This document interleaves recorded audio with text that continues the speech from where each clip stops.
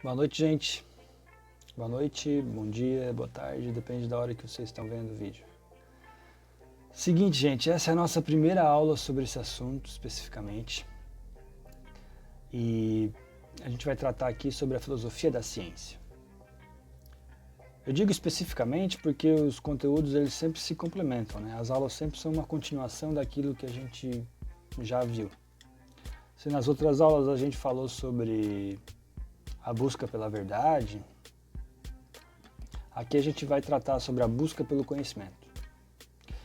E a gente vai usar esse primeiro cara aqui para entender isso, que é o Francis Bacon. Francis Bacon ele vai fazer parte do período renascentista, a Idade da Razão, em 1500 para frente. E nesse período, só para vocês terem uma ideia, tem alguns cientistas famosos, tipo Nicolau Copérnico, que é aquele cara que tirou a Terra do centro do universo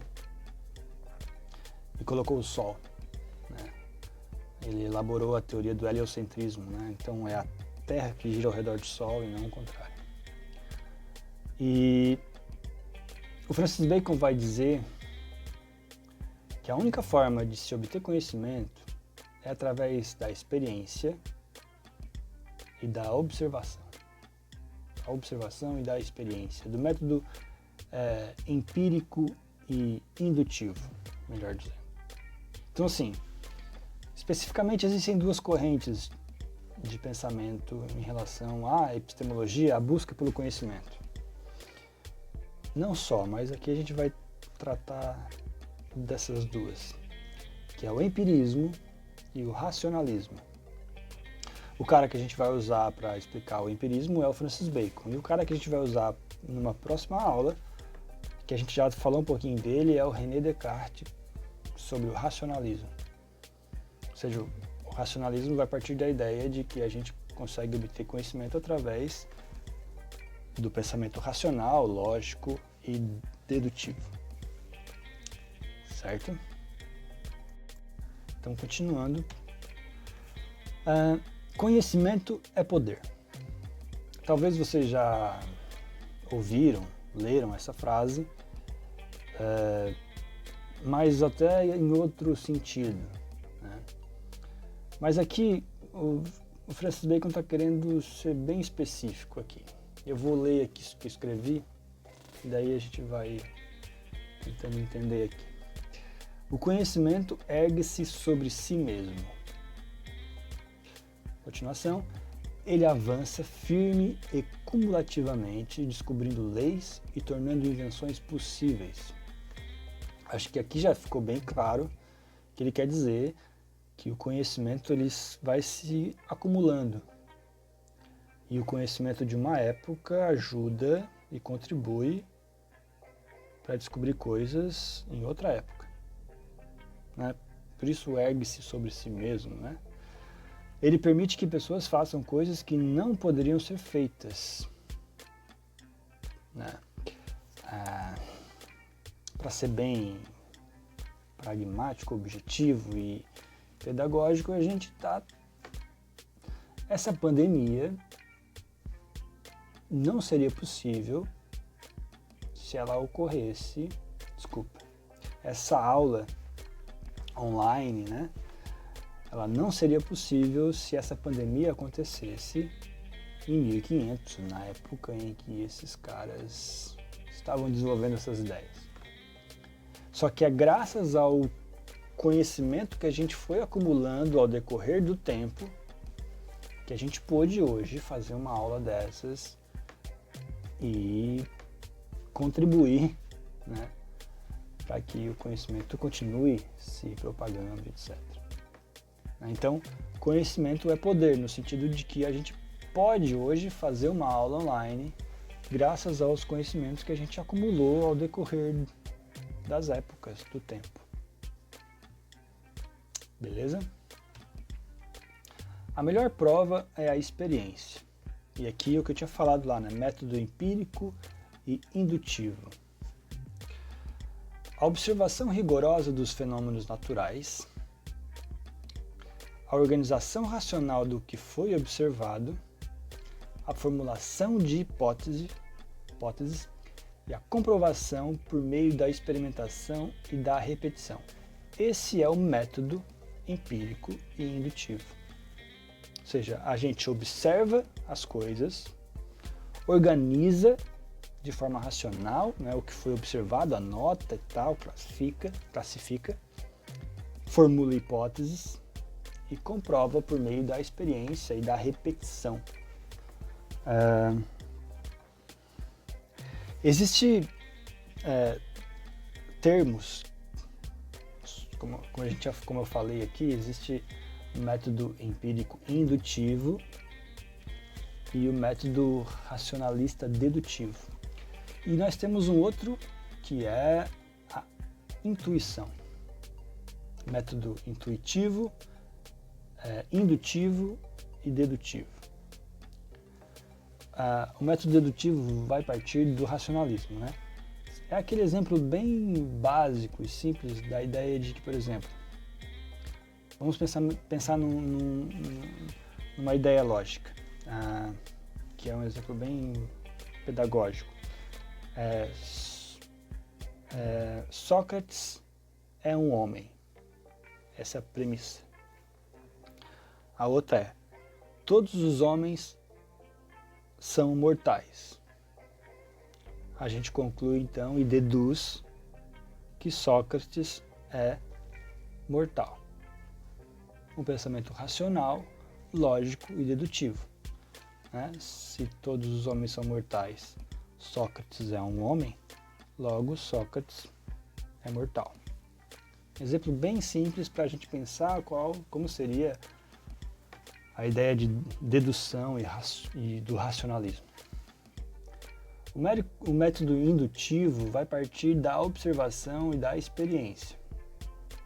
E ele pode ser interligado com a intuição. Obviamente que pode ser ligado com o método dedutivo também, mas para que vocês entendam aqui, vamos tentar dar um exemplo. Tem um outro filósofo mais antigo chamado Arquimedes. Ele é um cara bem famoso e ele tem uma citação interessante. Ele que foi o cara que pensou o princípio da alavanca, né? Ele fala assim: me dê um ponto de apoio e uma alavanca que eu levantarei o mundo. Né? Ele teve uma outra ideia muito importante para a física e tal, que foi o empuxo. Eu não sei se vocês lembram disso nas aulas de física. Mas ele descobriu isso meio que sem querer. Ele foi incumbido da tarefa de resolver um problema. Ele trabalhava ou ajudava um rei. Arquimedes era um cara muito sábio e tal. E uma vez um rei pediu para que ele descobrisse se uma coroa que ele recebeu de presente, que ele ganhou de presente, era totalmente de ouro puro ou poderia ter algum outro material, prata, misturada ali no meio dessa coroa. Só que Arquimedes tinha que descobrir isso, se a coroa era ouro puro, sem destruir, sem danificar a coroa. Certo dia ele estava tomando banho em sua banheira e ele percebeu no movimento que ele fez, ou quando ele entrou na banheira, que a proporção de água do volume que sai para fora da banheira é proporcional ao corpo dele, ao volume do corpo dele. Alguns dizem que foi aí que surgiu a palavra eureka. E aí ele tinha falado, eureka, descobri. Né? Quando ele percebe isso, ele intuitivamente descobre como resolver o problema da coroa. O que ele faz? Ele pega um bloco de prata e um bloco de ouro maciço e prata maciça, com o mesmo peso da coroa, e joga numa bacia d'água e observa o que acontece. E anota ali, faz anotações sobre o volume de água que sai fora da banheira. Ele faz isso com os 2 blocos e depois ele pega e joga o bloco de ouro, mais especificamente, e anota quanto que sai de volume de água. E depois ele pega a coroa com o mesmo peso e o volume de água é diferente.